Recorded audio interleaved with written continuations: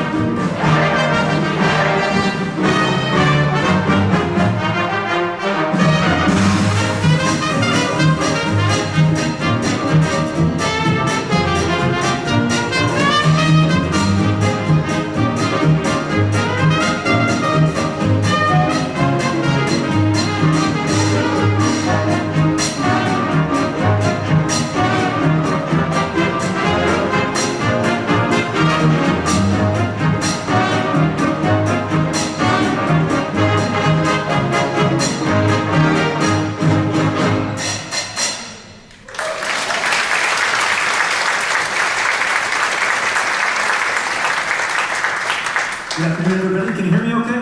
Yeah. Wonderful.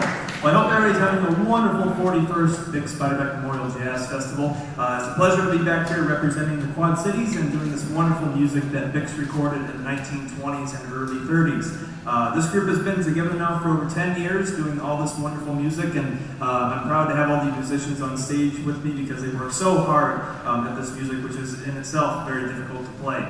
Let me introduce the musicians that you're listening to this afternoon, because again, they work real hard for you to bring you this wonderful music.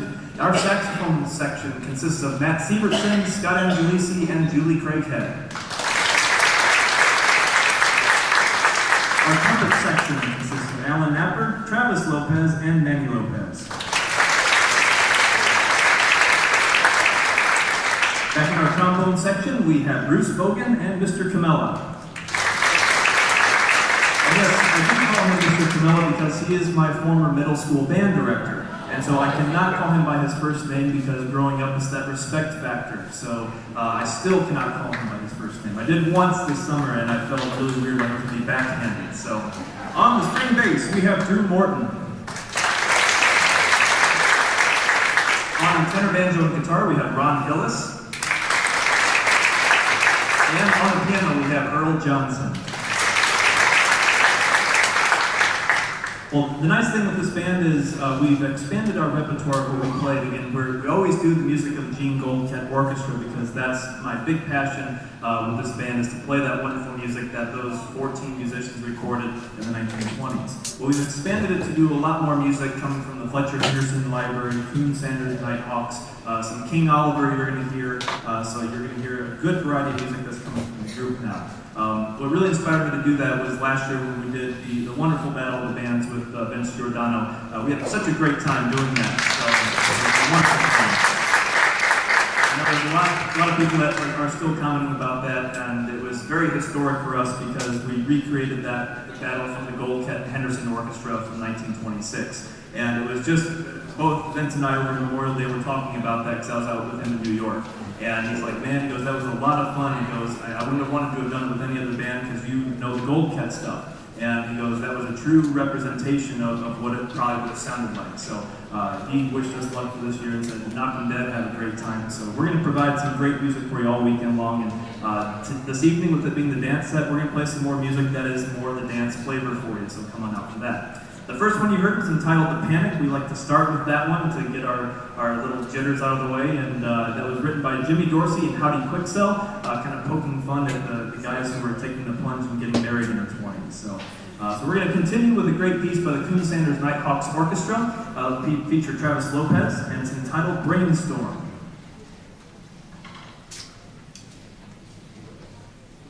Here we go. 1, 2, 1, 2, 3.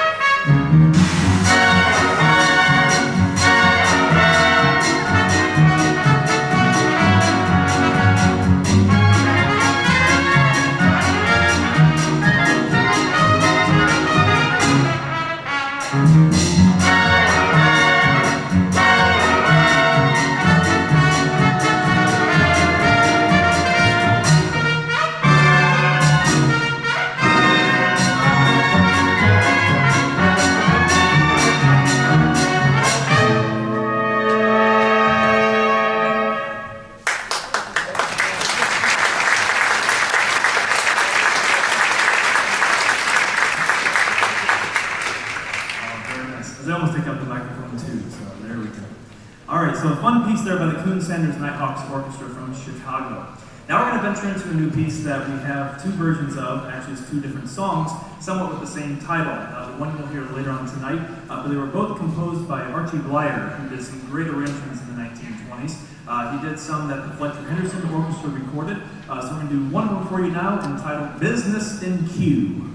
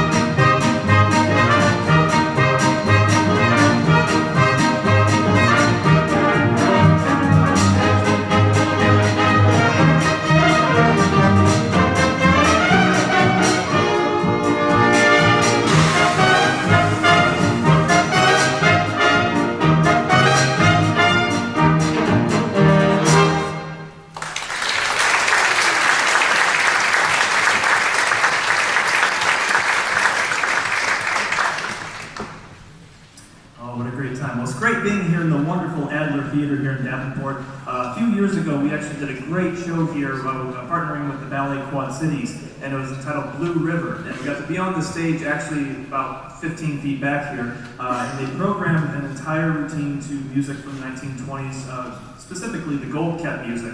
And it was really neat seeing all these dancers out here doing their maneuvers, and I kept telling the guys, hey, don't get caught watching the dancers, you gotta keep watching the music, because it was literally really neat to see what they were doing. We wanted to watch the program, but yeah, what a fantastic event that was. So it's great to be back here. It's a period theater, so a group like mine, it fits here in the Quad Cities, which is a lot of fun to play at. Now, one of the songs that both the Gold Cat Orchestra and the Henderson Orchestra recorded was the Stampede. And the Henderson version survived, the Gold Cat version did not, or is possibly still floating around somewhere out there. But we're going to do our version of the Stampede based on what the Gold Cat band would have sounded like. So here we go, from 1927, the Stampede.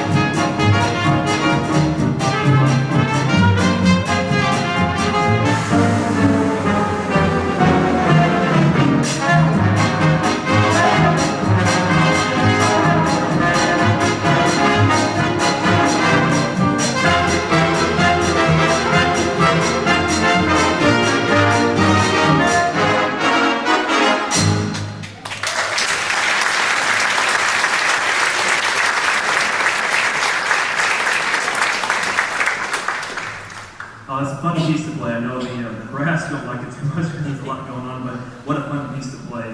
If only you could have seen the Gold Cat band, the Henderson band, doing their arrangements, doing that. Oh, that would have been fantastic. So, well, now we're going to go back and slow things down here a little bit and do one of the pieces that Bix is most well known for. What makes it really neat is Matt Sievertson, a member of the saxophone section, will actually be playing the Frank Trumbauer solo on a C melody saxophone. So we'll get the real effect of what it is. It's nice seeing a C melody that's not a lamp in somebody's house, so it's actually being used by somebody, so, which is great. So we're going to do our rendition of Frank Trumbauer's version of I'm Coming, Virginia.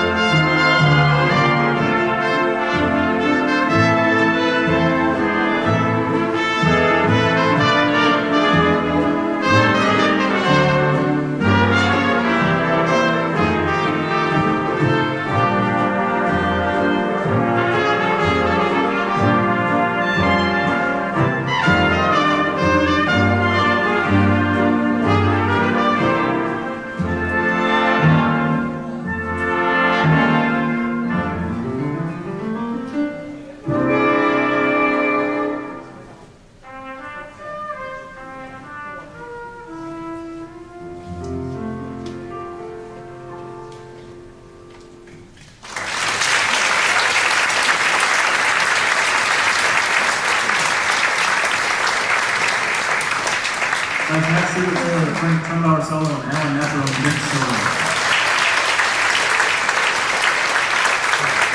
What makes it really, really fun for all this is, with all this being from the Quad City area, it's great knowing that Bix came from here, from Davenport, Iowa. People ask me when I go out of town, so where do you live? And I say, oh, I live in Davenport, Iowa. And they usually say, oh, that's where Bix is from. And I'm like, yeah. And I said, I live about 5 minutes from his house. And they're like, oh my gosh, you do? And I said, yeah, I literally go up the road and make a left and make a right, and I'm right there. And they're like, wow, I can't believe that you're that close to Bix's house. And I think the thing with the people in the area here is I'm always out promoting Bix Beiderbecke, whether it be in schools with getting the music into the ears of young kids in elementary schools and junior highs, or whether it be an adult who's just getting into the music that said, I've heard about this Bix character and I want to learn some more about him, and that's usually how they phrase it. And I say, well, it's never too late to learn about Bix and keep that music going. And once they listen to him, they're hooked. That's all it takes is one listen. And a lot of people in the area kind of take it for granted because Bix is here, is right in our own backyard. And I know they drive by the cemetery and they see the sign. That sign isn't there for Bix Weekend, it's there year round, promoting Bix Beiderbecke and saying, hey, this is where his family's buried, come in and visit the grave here. And so for us, it's always an honor getting to play his music, and I know everybody on stage here goes out and tries to do their best to promote Bix. And so seeing all of you here for the weekend, that's what makes it exciting for us, is we're here for Bix, and we're around that time when he passed away, so it's a great way to honor him this weekend. So thank you to everybody that's out in the audience and here this weekend supporting the Bix Society and Bix Beiderbecke. So it means a lot to us up here.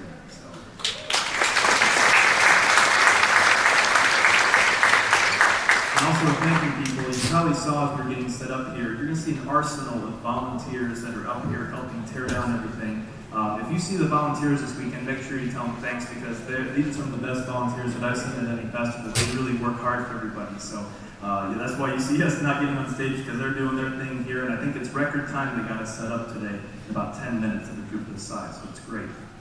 Well, part of the reason why I was saying that is I was giving the band a second to catch their breath, because this next song is a really, really fast one that's going to keep them on their toes. We had a lot of fun playing this one last year, so we resurrected it again this year to play. It's none other than Raymond Scott's version of Powerhouse.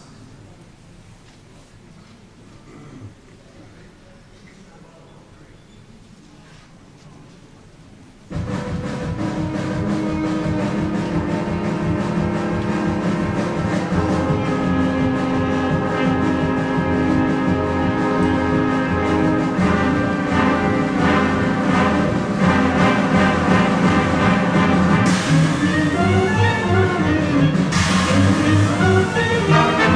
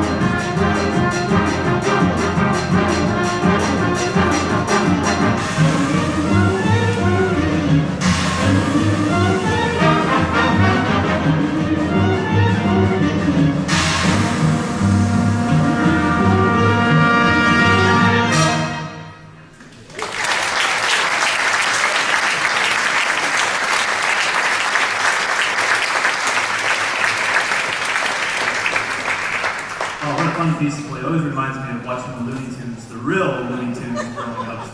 It's always a lot of fun. So I am introducing my son to all the cartoons and everything that I feel he should be watching instead of stuff that's on TV today, of course. So I'm teaching him the important things in life. So you will see him around here this weekend. He's wearing a Chambersburg, Pennsylvania shirt today and his frog boots.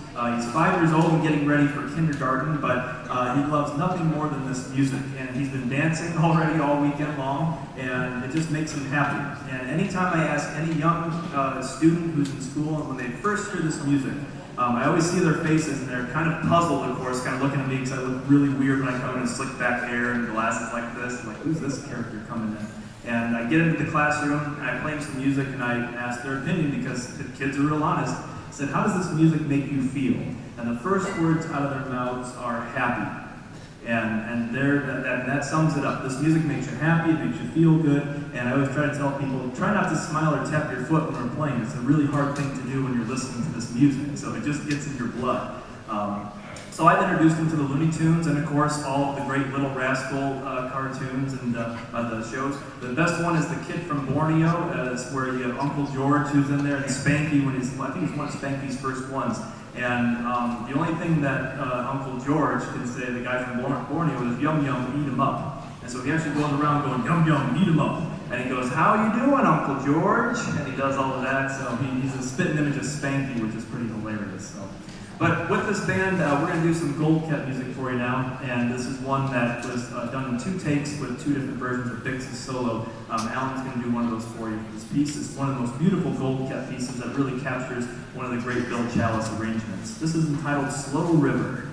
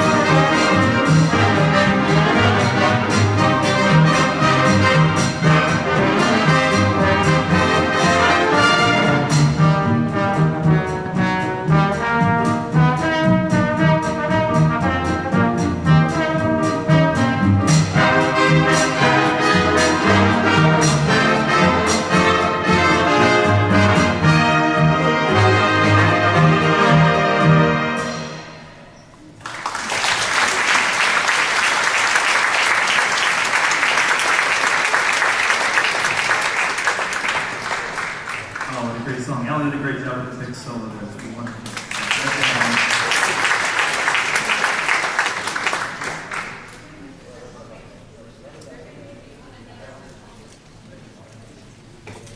What I'd like to do is, over the course of the weekend, hear two different piano solos by Earl Johnson that are associated with Gene Goldcat. A lot of people don't know that he was a classically trained piano player and could actually really rip it up on the piano if he had to play jazz, which he did play jazz with the Goldcat Victor Recording Orchestra at the Greystone from time to time, but he didn't play with them that much because he was more of a behind-the-scenes type of guy. But doing a lot of the research is neat because I start to learn about the band and learn the history of the musicians, and that's what we're doing up here is paying tribute to these musicians who brought the music to life. The nice thing is you're going to hear Earl playing two pieces that were composed by Gene Goldcat that are in that jazz idiom there. And the first one he's going to play for you right now is entitled "You Are Just a Vision," and we do have an arrangement on this that we haven't pulled out yet, but I believe it's by Ray Lodwig, lyrics by Hottie Quixell and Gene Goldcat. So we're going to let Earl do his rendition of "You Are Just a Vision."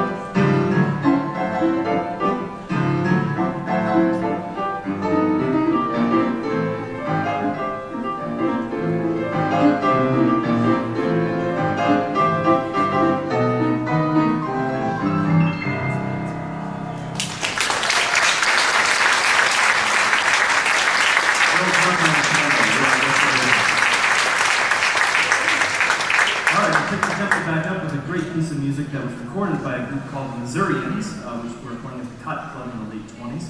We're going to do their version now of a song called the Ozark Mountain Blues.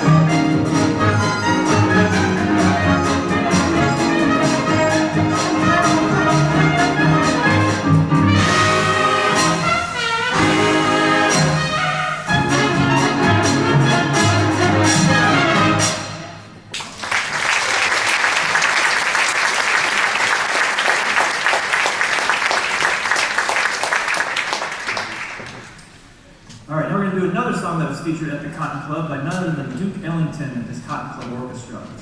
There's some great bands out there like the Bratislava Hot Serenaders who do a great job with the Duke Ellington music, as well as Vince's group. And then there's another young group called Chicago Stompers from Italy, a bunch of young musicians who are fantastic to do the material. So we're going to give you Duke Ellington's version of Black and Tan Fantasy.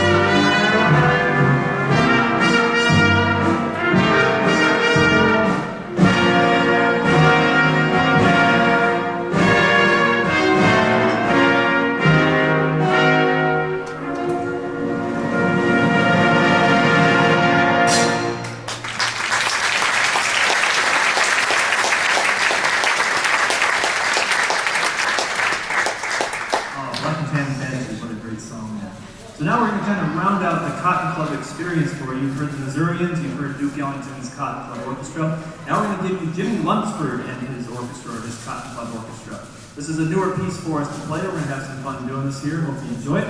Entitled Jazz Nocracy.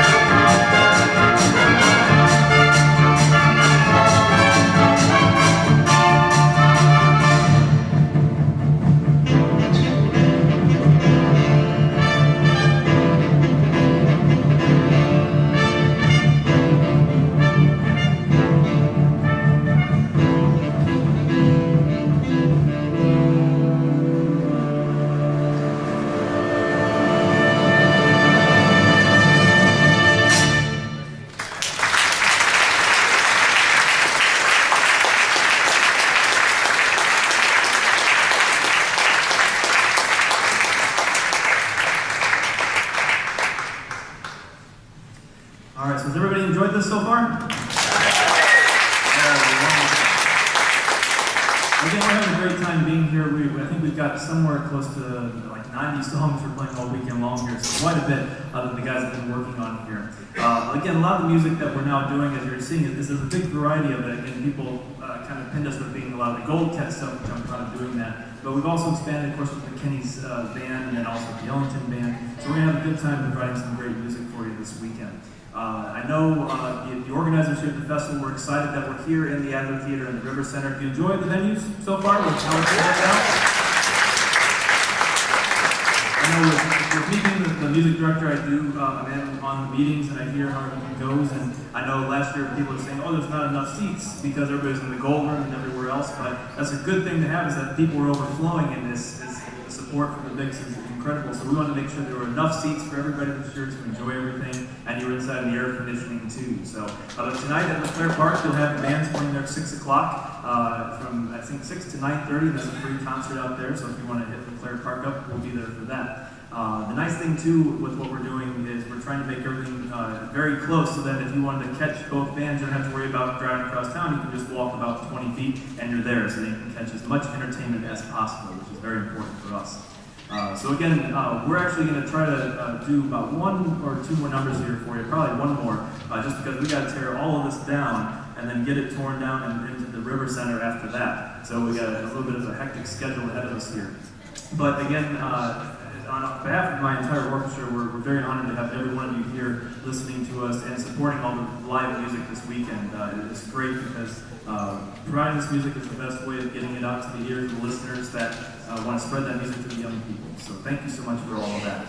We're going to close our program this afternoon with none other than a Jan Garber hit. How many of you are familiar with the Jan Garber Orchestra? Well, okay.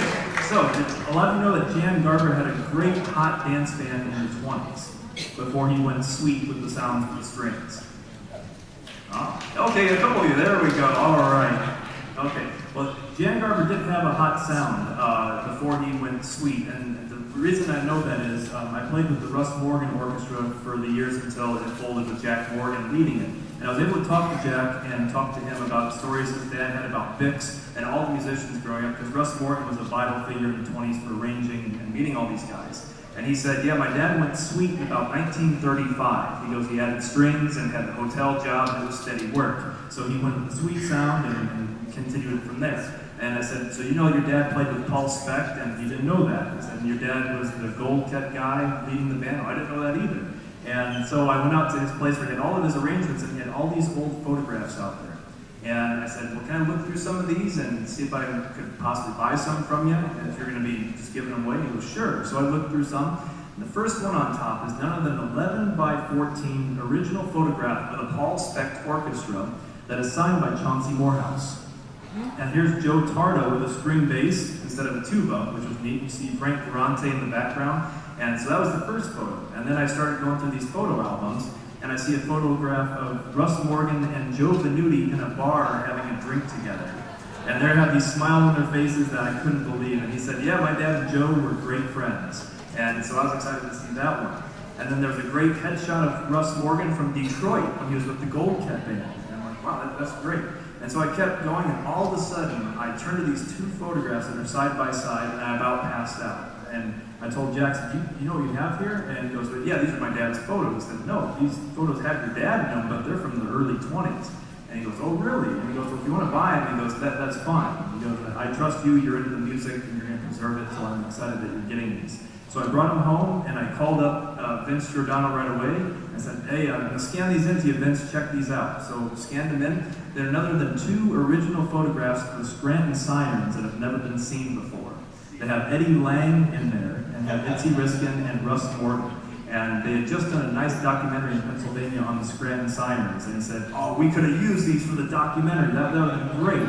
But the thing is, we've uncovered them, and they're safe, and they're now in the public. And I know Albert Hain put them on his website, so you can actually go out and see them. They're great photographs. So, but again, with Jan Garber, he did decide to go sweet because he wanted to have work, but he had a hot dance band. And we're going to play an arrangement of his that was recorded by Bix and his gang, in the 20s, but I like the Garber version too. It's a full orchestra doing it. So we're going to close our portion of the program this afternoon with none other than Since My Best Gal Turned Me Down by the Jan Garber Orchestra, 1927.